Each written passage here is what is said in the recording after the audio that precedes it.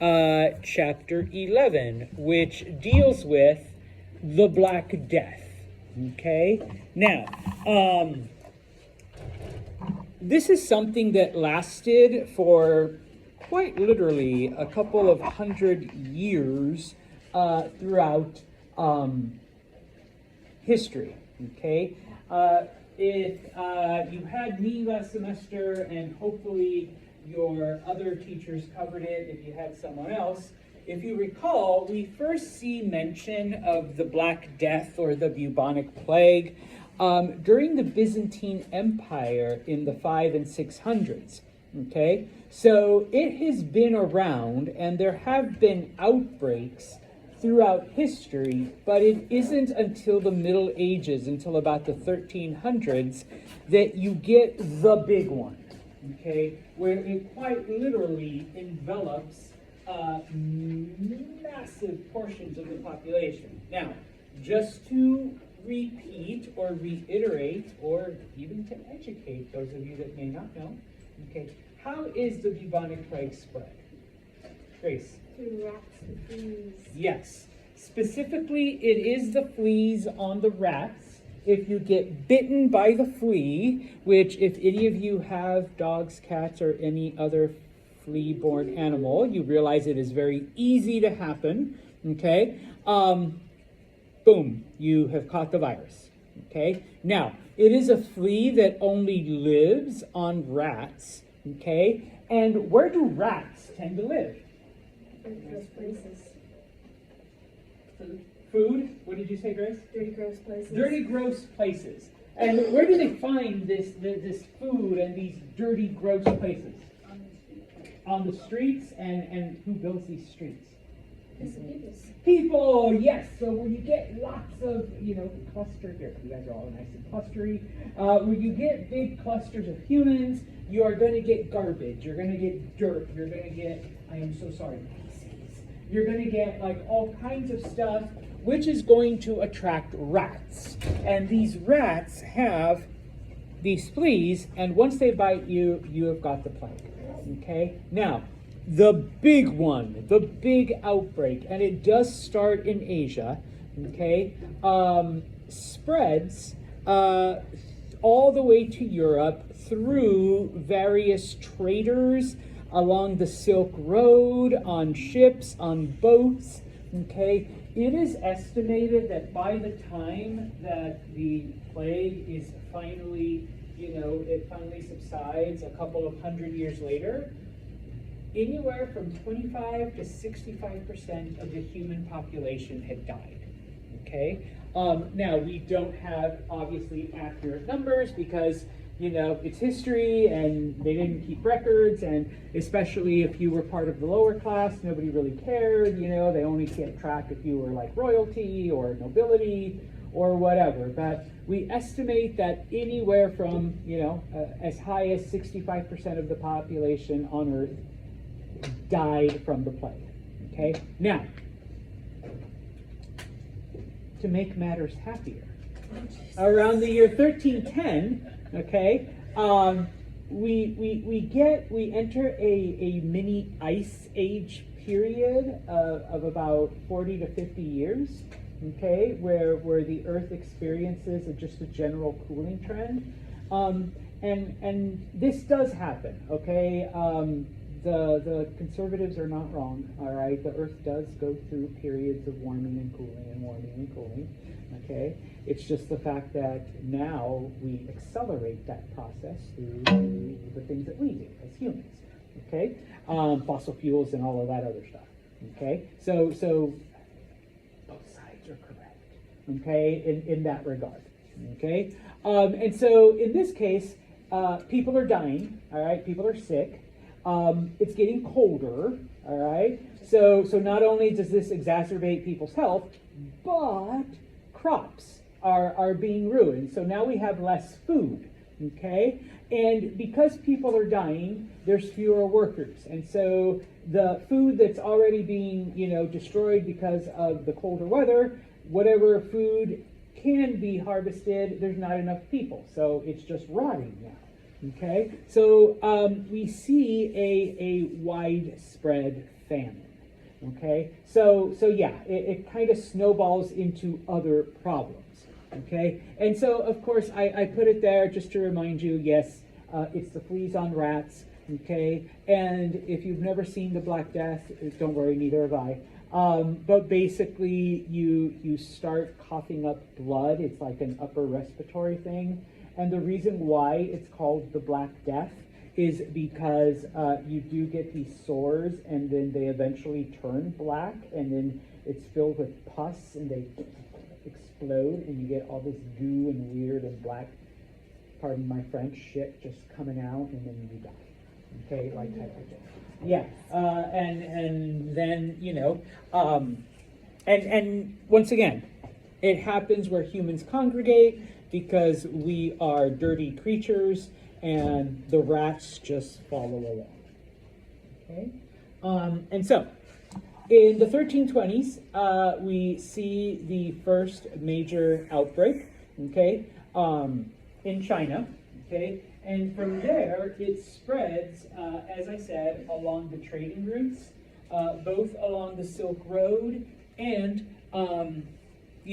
rats get on ships, and so those rats hitch a free ride to Europe. In 1347, so it takes about 25 years, in 1347, we see the first record of the bubonic plague affecting cities in Italy. Because the ships that came from Asia, basically, the Italian cities were some of the first where they would arrive, and so either the rats would, jump ship, or infected people would interact with locals. Okay, we do see that the plague, at this point in time, even at this stage in history, China's population was huge, and it just completely decimates the population. It eliminates over half of the Chinese people. Now, one part that we did skip, unfortunately,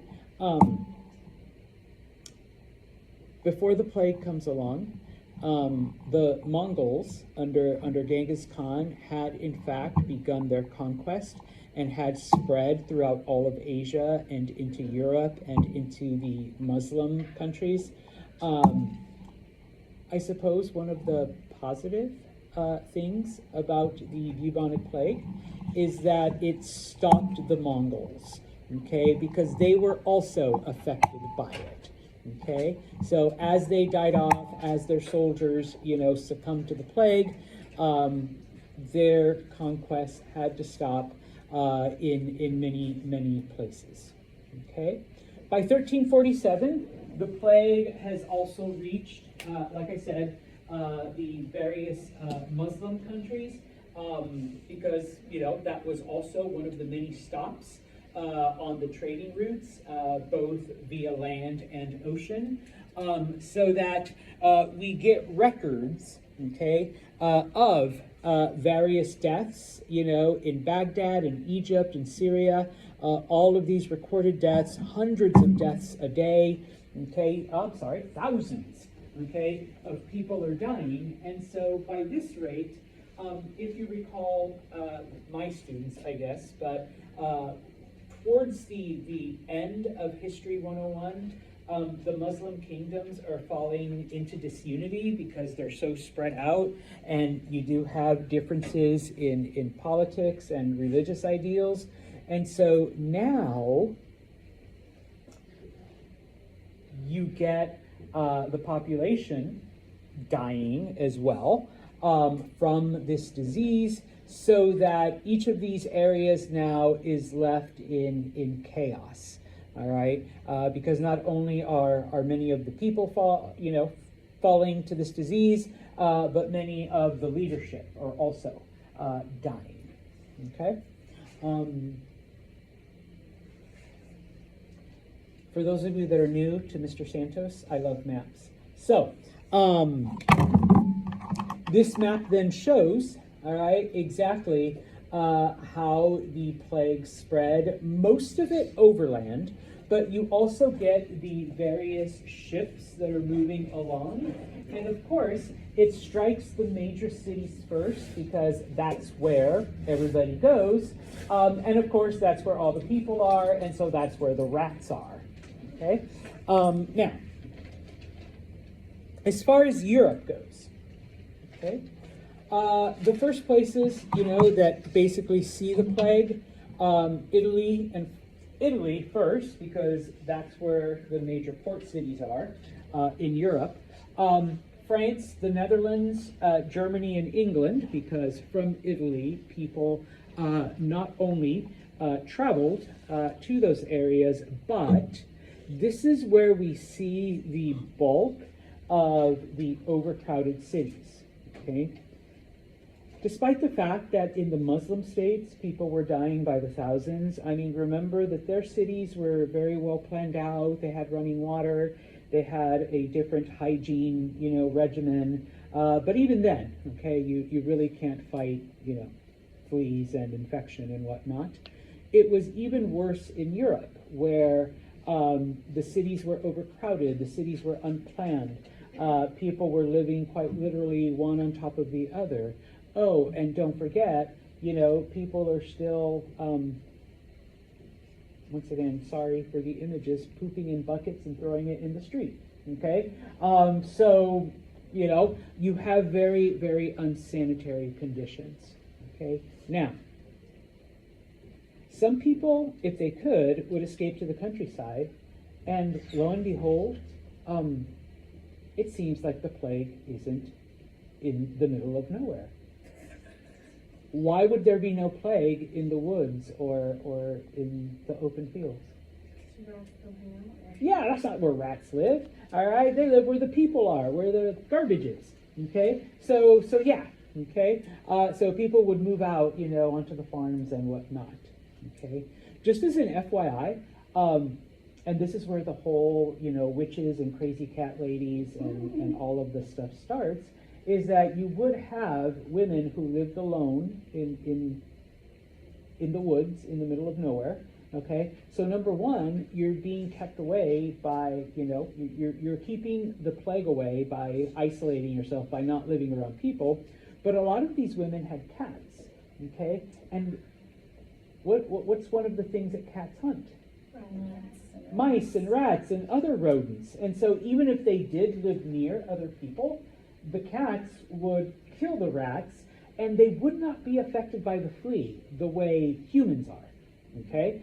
Humans catch the plague, cats just, whatever, okay? And so suddenly, okay, so those women that live in the woods all by themselves, they're not getting sick. And then the women, that live amongst the people, but they have like 10 cats, are not dying. You know what? I bet they're witches. Yeah, that's the logical reason, right?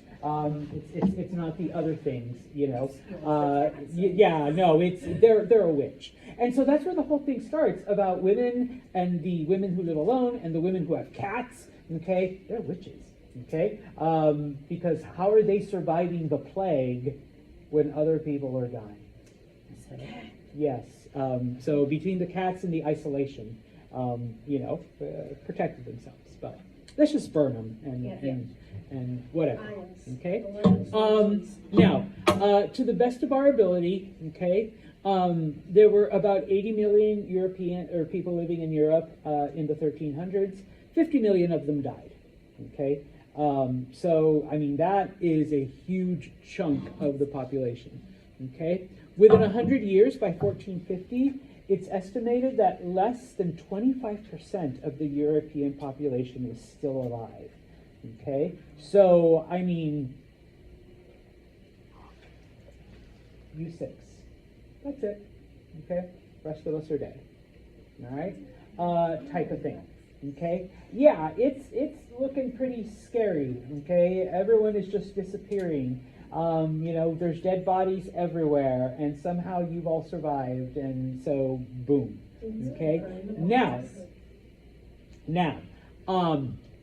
what would happen, okay, and why it lasted so long is because, yeah, it would play itself out because eventually enough people would die so that it would leave certain people isolated. And then it's like, oh my gosh, oh, it's over, people stop dying.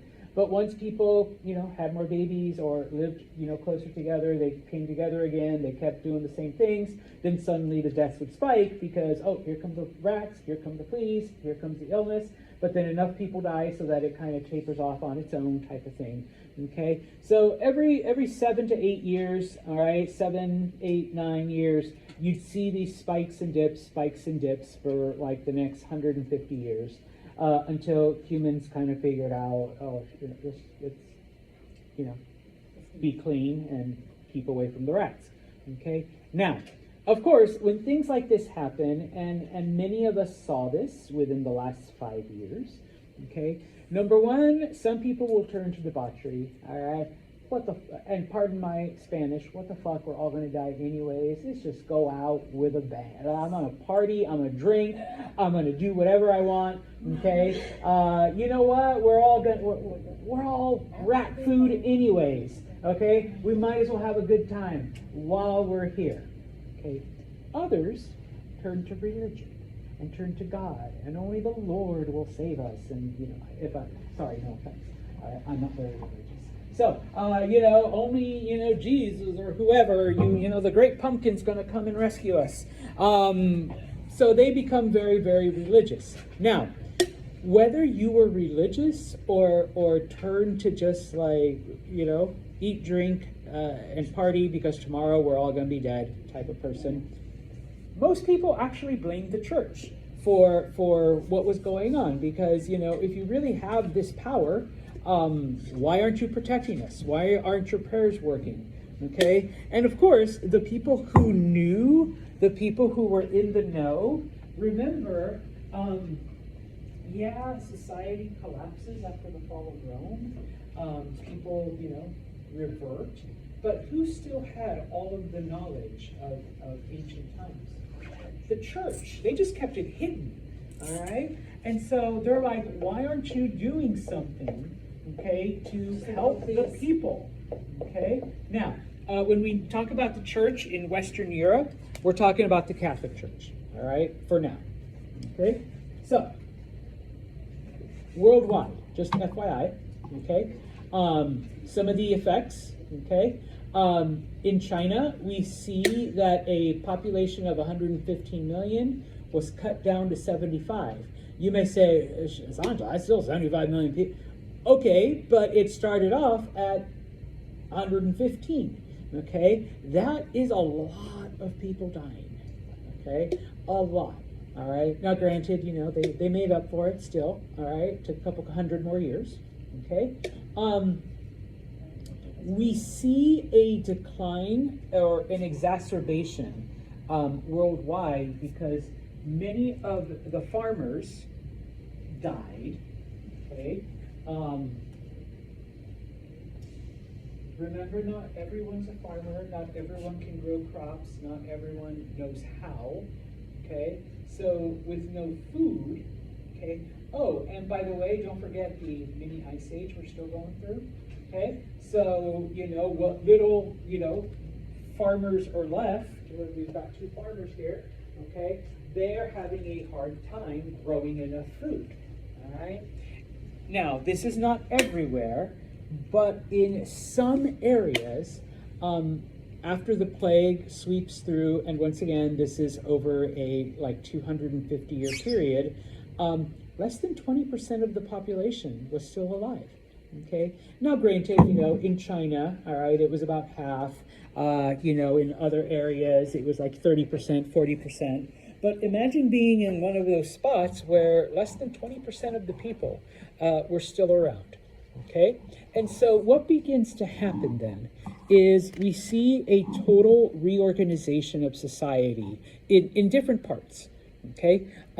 Whether it was in Asia, whether it was amongst the Muslim states, whether it was in Western Europe, we see a reorganization, we see new governments arise, we see new governing ideals, because now, you're left with only a small fraction of the population. Okay? And this brings about many social and financial and, just all kinds of questions as to how is society now going to recover from this. Okay? And so, now, starting at the top, okay? Those families, those ruling groups, okay, yes, they lost portions of their population as well, but the parts that remained, okay, how are we going to maintain control over the people? Okay, we have just had this complete and total social upheaval. Okay, and so if you recall, in China, we had the whole concept of a dynasty where it's not centered around just one person, and then their eldest child becomes the next leader, and then next eldest child, the next leader, but it is a family, okay? So that, yes, parts of the ruling family have died, so we have lost our king, and all of the heirs, well, it passes to Uncle Joe. Okay, they're still part of the family, okay, maybe not who would directly inherit the throne, but as long as we keep it within the family. All right, now Uncle Joe's kids died, so when Uncle Joe dies, then the throne passes to our cousin, okay, type of thing. And then now, we've had enough time so that cousin had a son, and then that son has a son. Sorry, all the guys are sitting in the back. All right, and so then that son has a son, all right, and so now we've reestablished it. And should something take this out again, okay, well, now this is what the Chinese had been doing for several hundred years. Now we begin to see that happening in the Muslim countries, and we begin to see it happening amongst the European countries as well, where we're not just going to go father to son, father to son, father to son, okay? We're going to make it easier so that cousin could take the throne, or nephew, or, brother-in-law, even, okay, not by blood, but by marriage, okay, but still within the family, okay? Now, remember that in China, it was called carrying the mandate of heaven, that you had the mandate of heaven. The term in Europe, amongst the ruling families, becomes divine right, okay? Because it's God who chose this family to rule, okay? Amongst the Ottomans, who eventually become the most powerful, Muslim kingdom in the area, they call it carrying the banner of Islam. They were chosen to carry the banner of Islam, okay?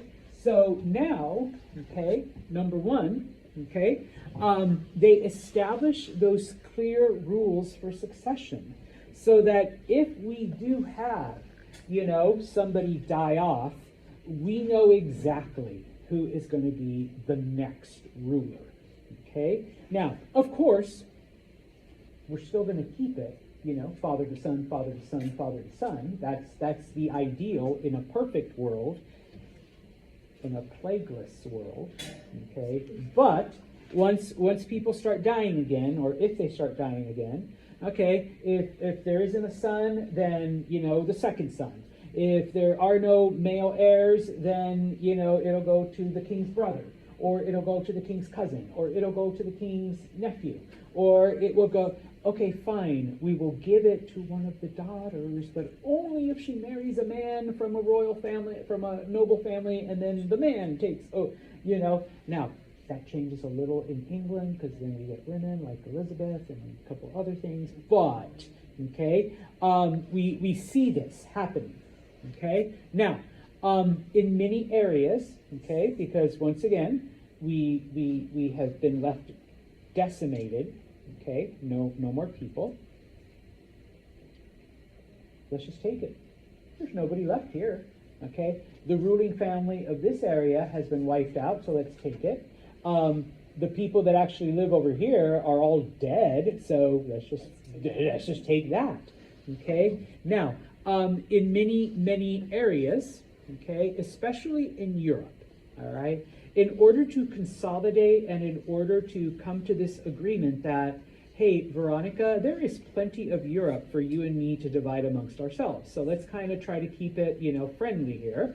All right, we don't need to fight each other. But when it comes to maybe smaller families, okay, Grace, I have a son, you have a daughter, let's marry them off. And then now we have an alliance. And so in this case, one, you won't attack me because, your grandchildren live over here. I won't attack you because sometimes my grandchildren live over there. But if Veronica decides that she wants more land, we can always team up. Right? And so we begin to see these uniting and these intricate, things amongst European families. I hate to bring it to you, I'm already. Okay, well, not you, your children. My son's marrying your daughter already. We've already agreed. So there you go. Okay? And that's basically, the way we begin to see then the rebuilding of many modern European areas. Okay? When it comes to this line of succession. Okay? Now, let's start with Islam. Okay? First off, before the plague, Baghdad had been taken over and destroyed by the Mongol armies. Okay, so they're kind of out of the picture now for a little while. All right. After the destruction that comes because of the Mongols, though, we get the plague, and so that further weakens. Okay, the various states that exist. Once everything sweeps through, though, once we begin to see the recovery, okay, we no longer have an Arab-dominated leadership, okay? Even though, and once again, if you were able to study this in History 1, great. If you weren't, don't worry about it. Islam started amongst the Arab people. It was originally spread and led by the Arab people. But over the hundreds of years, it obviously spread to other groups that converted to Islam. And so we switch then from an Arab-centered, focus to, number one, as far as language goes, we have a Turkish and Persian speaking emphasis. Now, that is not to say that Arabic is abandoned, but Arabic becomes the religious language. Okay, that becomes the language of religion, whereas Turkish or Persian become the languages of administration, of the governments, of like the arts and a couple other things.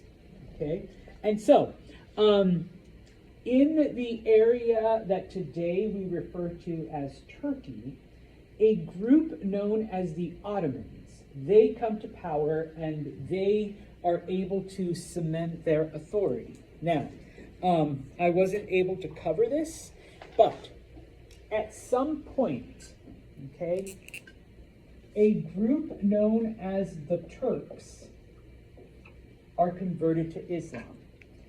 They are one of those Central Asian tribes that have been wandering back and forth for tens of thousands of years. Once they are converted to Islam, they move into the Muslim areas, okay, and they take over the part of the Byzantine Empire that today is known as what? Turkey. Okay, that's why it's called Turkey, because of the Turks. Okay, not because of the gobble gobble. Okay, but that's where they settle. Okay, now the Turks have different branches, different tribes. Okay, the original ones were the Seljuks, the Seljuk Turks. Okay, after the plague, obviously they are left weakened and you know, on the side. And it's another Turkish group, the Ottomans, that are able to consolidate power, and they're able to rise to the top. And they claim to be carrying the banner of Islam, and they're the chosen ones. And so like, my son will be the next leader, and his son will be the next leader, and his son will be the next, and so our family will control. Okay. In Persia, okay, it is a group known as the Safavids. Okay, so Persia once again rises kind of to the top. All right, at least in this part of the Muslim world. Okay, and then finally, okay, Islam had been spread pretty far into Asia by missionaries and merchants. At the end of last semester, hopefully you talked about how Islam spread into different parts along the Silk Road and into parts of the far eastern Asia. Well, in India, you actually get people converting to Islam, but it is only the upper classes, the leadership, that does. Most of the lower classes are still Hindu, and those groups are known as the Mughals, the ones that do convert to Islam. Okay, FYI, okay, because the Muslim Indians and the other Indians couldn't get along, you know, I'm fast forwarding about 1,000 years. In the 1940s, they actually split, and so you do have India still with a predominantly Hindu population, but then you also have a country called Pakistan, which is a Muslim population. But they are basically Muslim Indians, okay, type of thing. I know, I don't want to offend, I don't want to simplify it, but that's like the simple explanation, okay, type of thing, okay? Now,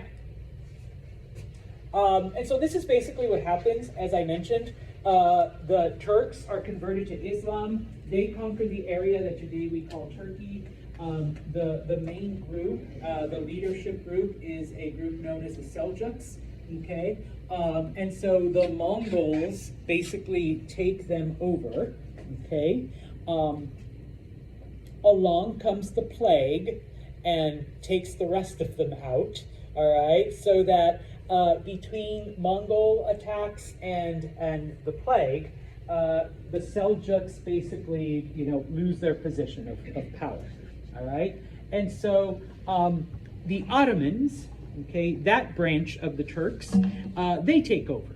Okay, and they establish their control, they establish their dominance, they establish their government and their form of succession. Okay, now,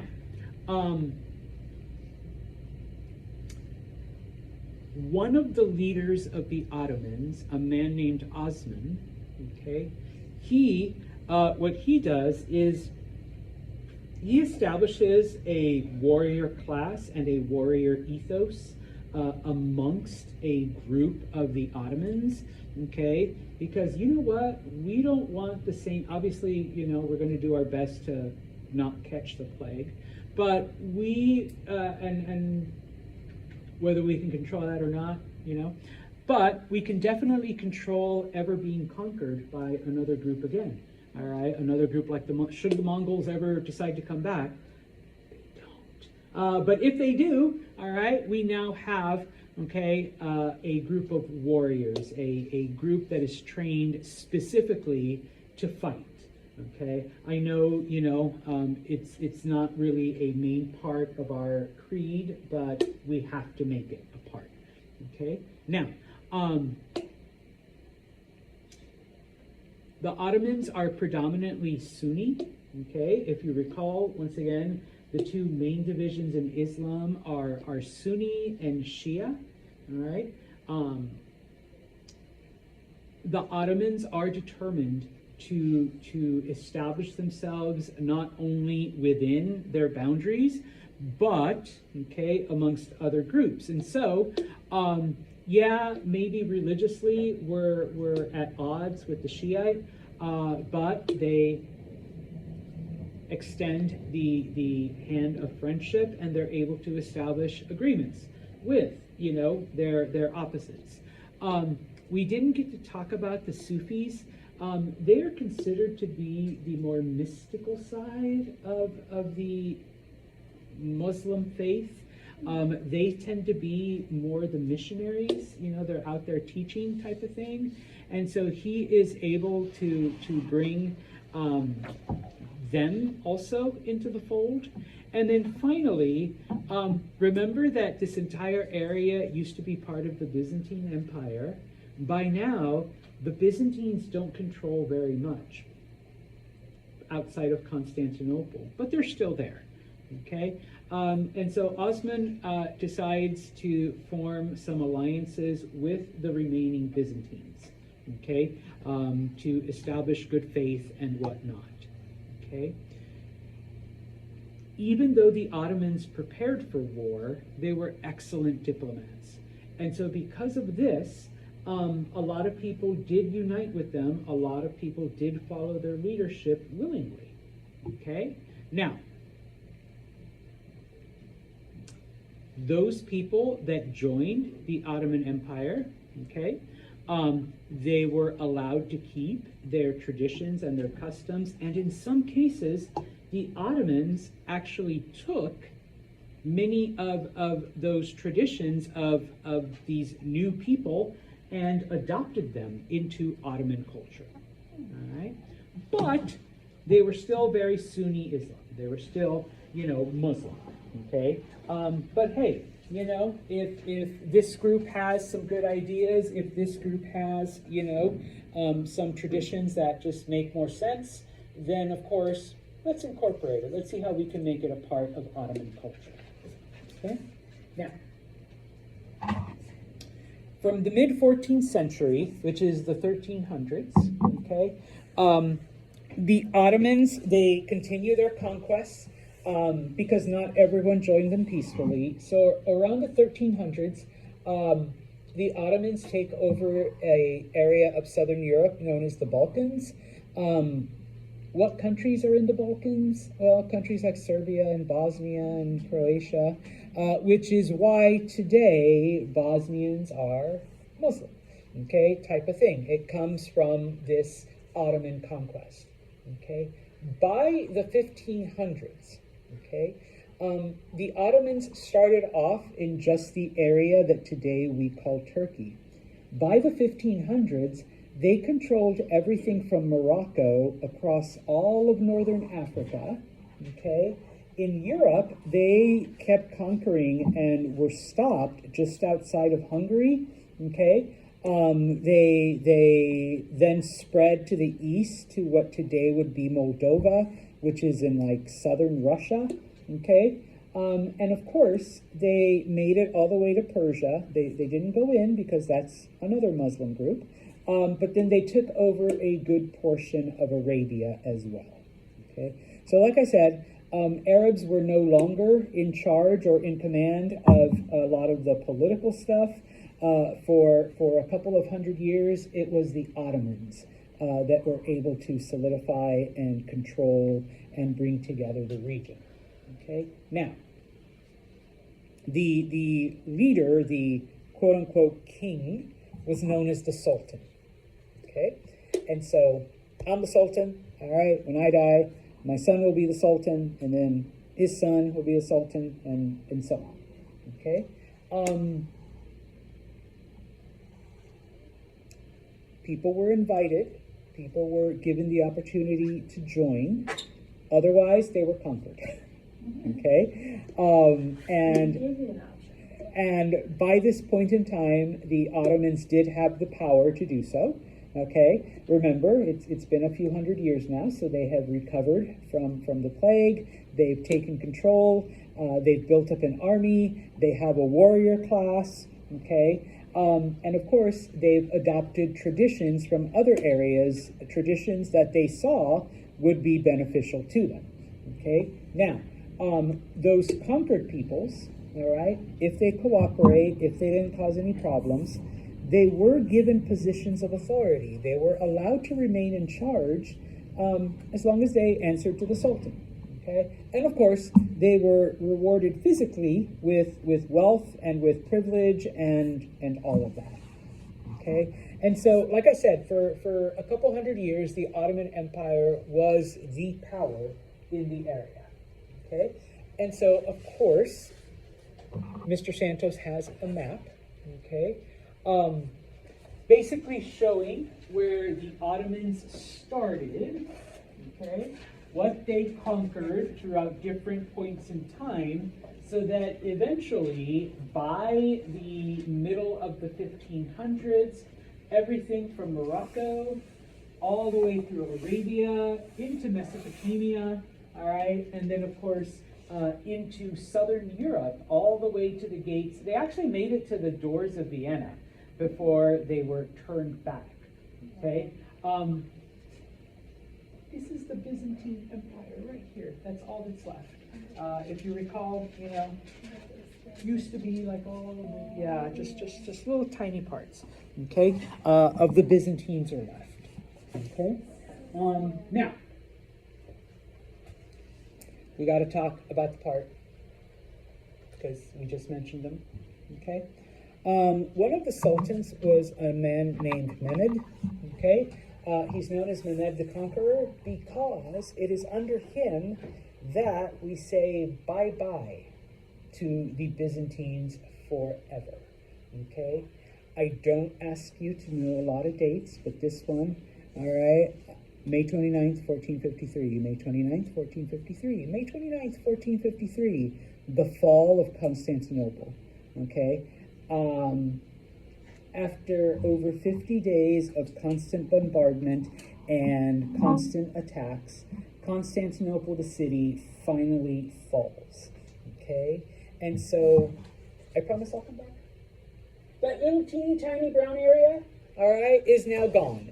All right, the Byzantines are gone forever. They are finally defeated, okay? It is the end of the Byzantine Empire. Some historians are like, oh, it's more than that. It's finally the end of the Roman Empire. Because remember, the Byzantines started as the eastern part of the Roman Empire, okay? And so, yeah, you can sit around with dorks like me and talk about it. No, it was 476. No, it was 1453 because it survived in a different form. Yeah, but they didn't follow the same Roman tradition. Whatever, okay? So it took another 1,000 years, but the city of Constantinople falls. The Ottomans rename it Istanbul, okay? So yeah, to quote a song from my high school years, Istanbul was Constantinople, but now it's Istanbul, not Constantinople. Okay? So, May 29th, 1453. May 29th, 1453. May 29th, 1453. Okay? Important date in history to remember. Alrighty? And with that, I'm going to stop right here. Okay? This seems like a good place. Besides, we've only got like 4 more minutes. Okay?